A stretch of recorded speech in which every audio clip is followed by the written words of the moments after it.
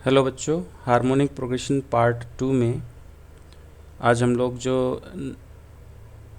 बचे हुए क्वेश्चंस थे 4.A के उनको हम डिस्कस करेंगे। लास्ट क्लास में हम लोगों ने क्वेश्चन नंबर 8 तक डिस्कशन कर लिया था, 6th बताया था मैंने, बाकी वो दोनों एक जैसे ही थे।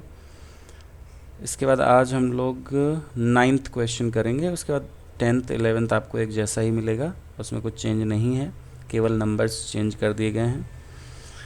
तो 9th में कह रहा है किसी श्रेणी का पीवां पद क्यू आर और क्यूवां पद पी आर है, तो आरवां पद क्या होगा, मतलब आरवां पद पी क्यू होगा, ये बोल रहा है, प्रूव करना है। ठीक है, तो 9th क्वेश्चन है। इसमें प्रश्नावली आपकी ये है, प्रश्नावली 4A है। ठीक है, 9th क्वेश्चन HP में कह रहा है पीवां पद क्यू आर और क्यूवां पद पी आर।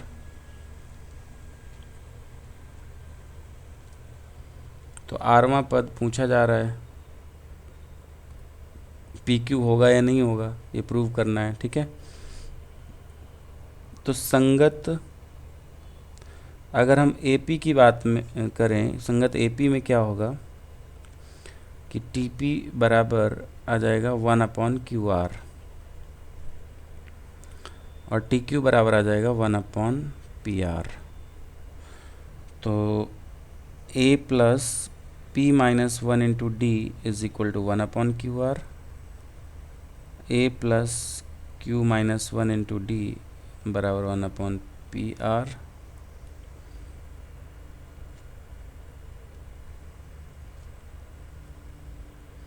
जब यहाँ पे माइनस करेंगे आप, तो ये A से A कैंसिल हो जाएगा, इधर P minus Q times D, इधर 1/QR माइनस 1/PR,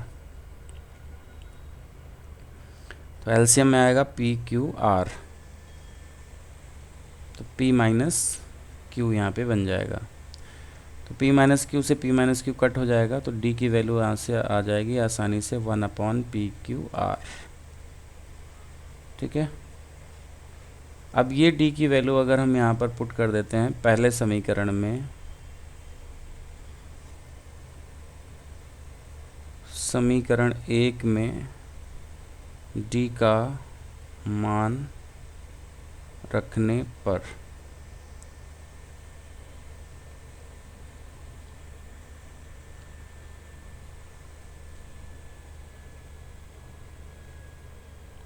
तो ये वैल्यू क्या आ जाएगी, 1/QR यहाँ पर है। तो इसको हल करने पे 1/PQR A की वैल्यू भी आ जाएगी। अब A पता चल गया है, D पता चल गया है, तो इसका nवां पद भी आपको पता चल जाएगा, TN, A plus N minus 1 into D।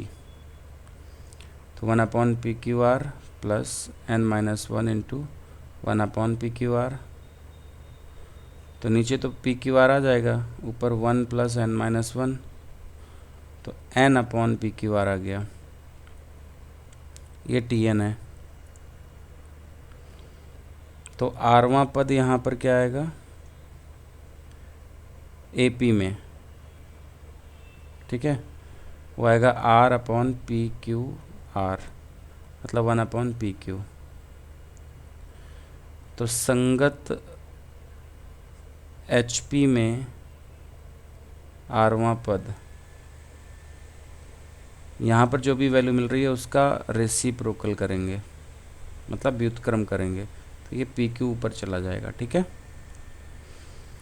और यही तो हमें प्रूव करना था, हेंस प्रूव्ड।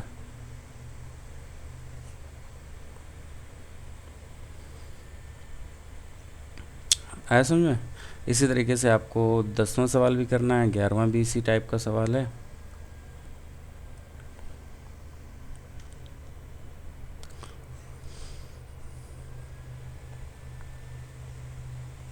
अगला उदाहरण जो आपके हैं वो आप करिएगा, और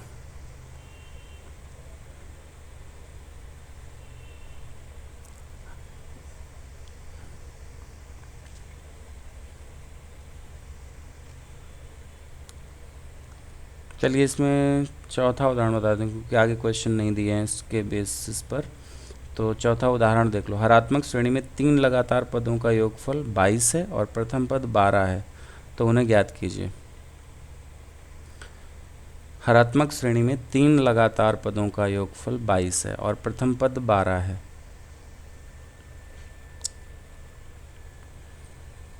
तो ये उदाहरण नंबर आपका 4 है, ठीक है।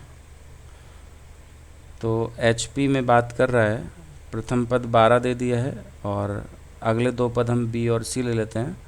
तो 12 प्लस B प्लस C, इसकी वैल्यू 22 दे रखा है, तो B प्लस C की वैल्यू यहाँ से 10 आ जाएगी, ठीक है। अब एक कंडीशन ये होती है कि अगर 12 B C HP में हैं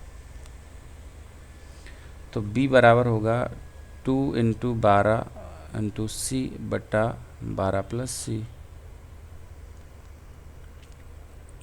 24C बटा 12 प्लस C। बट B की वैल्यू यहाँ से 10 माइनस C लिख देंगे, ये दूसरा इक्वेशन हो गया। और समीकरण 1 से अगर हम देखें तो B बराबर आ जाएगा 10 माइनस C, ये वैल्यू यहाँ पे रख दो। 10 माइनस C बराबर 24C बटा 12 प्लस C। गुणा करा देंगे, 10 माइनस C 12 प्लस C बराबर 24C आ जाएगा ये।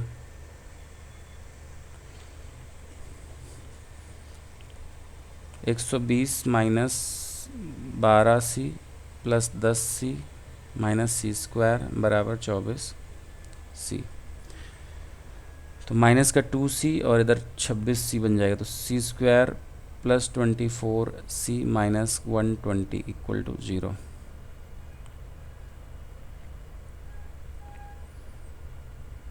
छब्बीस बनेगा ना, 24 तो 26, हाँ ठीक है 26 हो जाएंगे ये।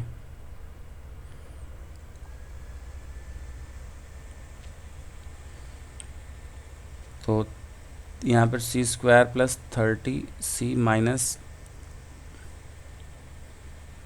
4C minus 120 equal to 0। तो C माइनस 4 और C प्लस 30 इक्वल टू 0। तो C की 2 वैल्यूज आ जाएंगी 4 और माइनस 30। तो यहाँ पर 4 और माइनस 30 में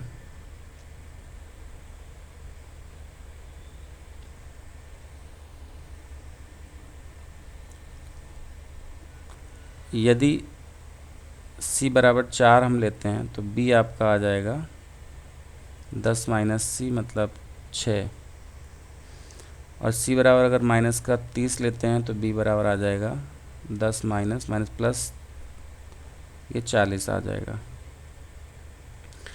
ठीक है। तो 3 नंबर क्या आएंगे, 12,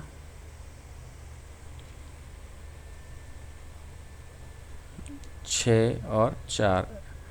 एक तो ये HP में आएंगे पहली कंडीशन, और दूसरी 12 और माइनस का 30 नहीं, माइनस का 30 नहीं, 12, 40 और माइनस 30।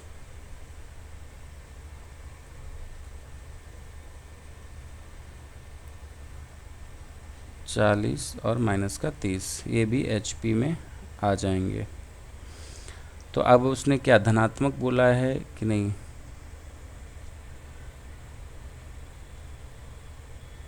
धनात्मक तो उसने नहीं बोला है, तो इसलिए दोनों समान हरात्मक श्रेणी आ जाएंगी, ठीक है। अगर वो धनात्मक बोलता तो फिर हम पहला वाला ले लेते हैं, ऋणात्मक हो सकता है अगर ये बोलता तो दूसरा वाला ले लेते हैं, लेकिन कुछ नहीं बोला है तो दोनों ही हरात्मक श्रेणियाँ यहाँ पर हमें मिल जाएंगी। यही आंसर हो गया, ठीक है।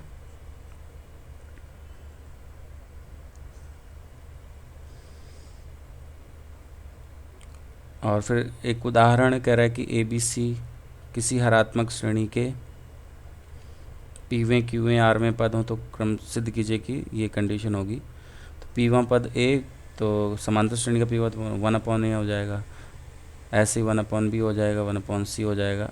और समांतर श्रेणी में प्रथम पद X और सर्वांतर D ले लिया है, तो ये तीनों कंडीशन लिख करके फिर इस तरीके से गुणा करा करके पूरा सिद्ध हो जाएगा, है ना। तो इसको आप समझ लीजिएगा अपने आप से। तो इस लेक्चर में मैं इतना ही रख रहा हूँ। आगे फिर हम लोग जो है हरात्मक माध्य अगले वीडियो में देखेंगे। तो कंटिन्यूसली आप जो है नज़र रखिएगा, क्योंकि पूरी सीरीज़ इस चैप्टर की आपको मिलने वाली है। ठीक है। और अगर आपने चैनल को सब्सक्राइब नहीं किया है तो आप सब्सक्राइब भी कर लेंगे, बेल आइकन को भी प्रेस कर लेंगे, तो जो आगे वीडियोस में बनाऊंगा वो आपको मिलते रहेंगे। ठीक है।